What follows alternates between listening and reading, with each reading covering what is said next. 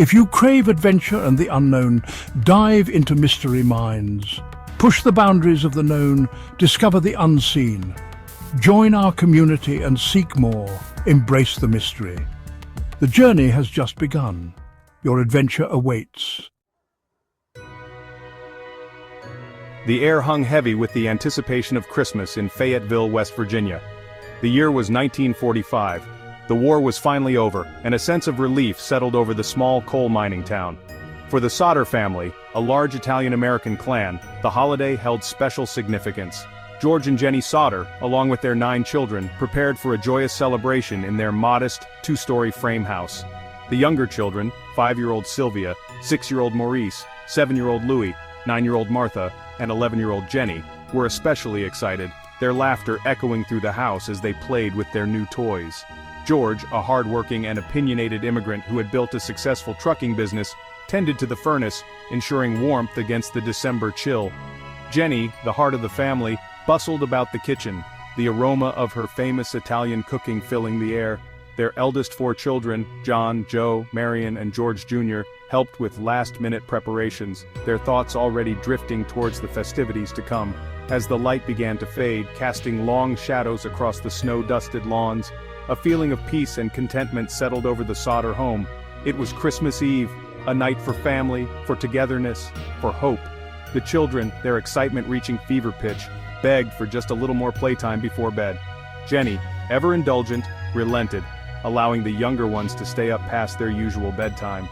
The older boys, John and Joe, slipped away to the barn to explore their new Christmas gifts. As the clock ticked past midnight, signaling the official start of Christmas Day, an eerie silence descended upon the Sodder home.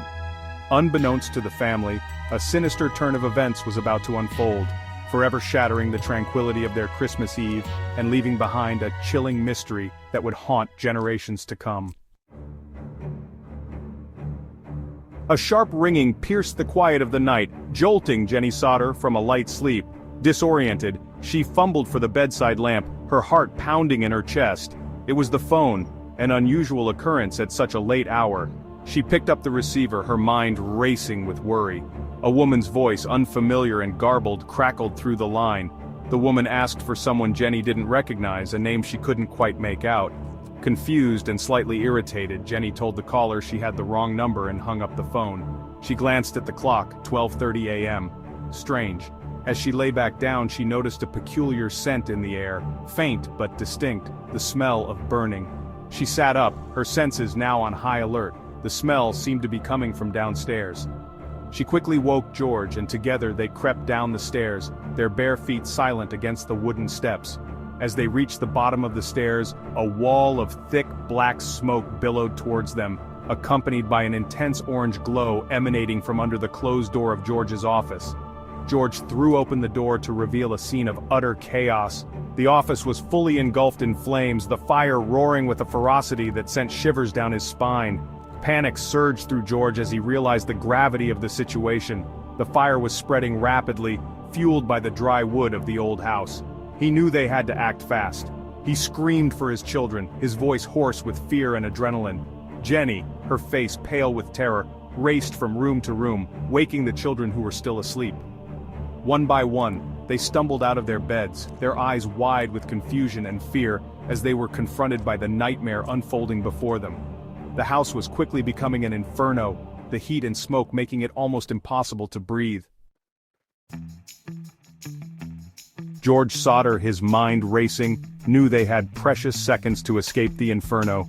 He herded Jenny and the 5 children who had managed to escape their bedrooms out of the house and into the frigid December night. They huddled together on the lawn, their pajamas flimsy protection against the biting cold, their faces illuminated by the terrifying glow of their home being consumed by flames. George, desperate to save the 4 children still trapped inside, Marion, Sylvia, Maurice, and Louis, charged back into the burning house. He fought his way through the smoke and flames, his lungs screaming for air, but the intense heat and blinding smoke forced him back. Coughing and gasping for breath, George stumbled back outside, his skin stinging from the heat of the fire. He looked around frantically for a ladder, something, anything, to reach the second-story windows where his children were trapped. But the ladder, which he always kept propped against the house, was gone. vanished into the night.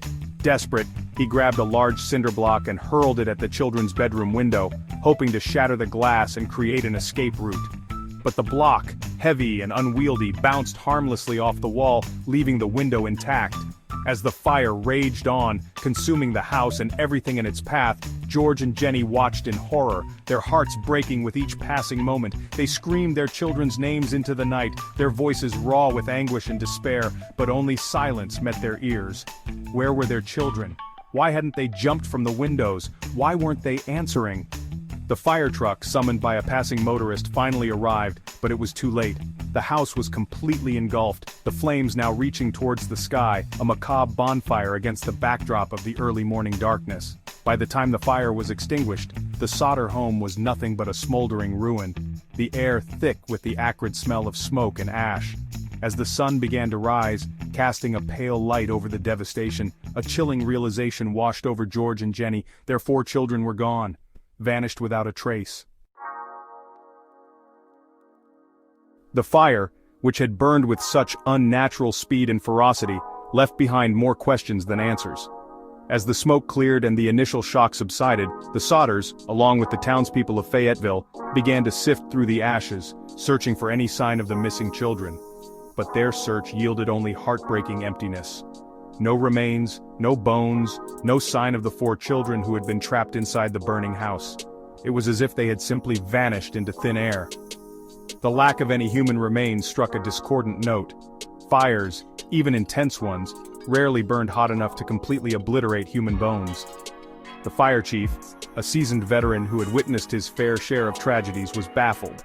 He couldn't explain the complete absence of any trace of the missing children. Adding to the enigma, the phone line, which Jenny had used just moments before the fire erupted, was discovered to be cut, severed cleanly as if by a deliberate hand. Had someone intentionally sabotaged the phone line, preventing the Sodders from calling for help?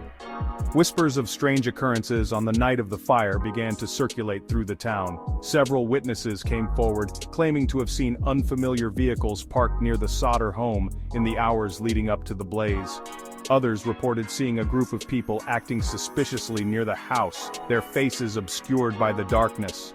One witness, a bus driver passing through Fayetteville, swore he saw the children peering out from a passing car as the fire raged on at the Sodder home.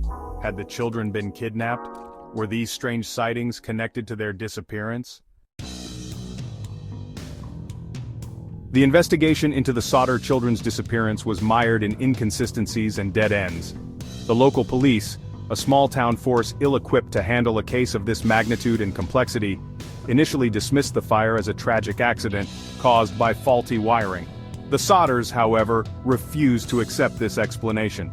They were convinced that the fire had been deliberately set, a monstrous act of arson meant to cover up a more sinister crime, the kidnapping of their children. They pointed to the severed phone line, the strange vehicles and the eyewitness accounts as evidence that something more than a simple accident had occurred. As days turned into weeks, and weeks into months, the Sodders, driven by grief and a fierce determination to uncover the truth, launched their own investigation.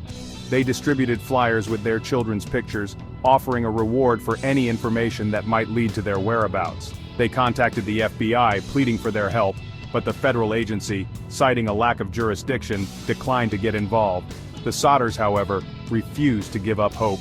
The family's relentless pursuit of justice and their unwavering belief that their children were still alive began to cast a shadow of suspicion over Fayetteville.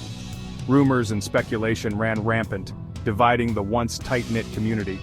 Some townspeople, swayed by the Sodders' grief and the mounting evidence, believed that the children had been abducted. Others, however, whispered that perhaps George Sodder, a headstrong and opinionated man, had something to do with the fire, that perhaps it was an insurance scam gone terribly wrong. The finger of suspicion, once pointed at unknown assailants, was now turning inwards, threatening to tear the family apart.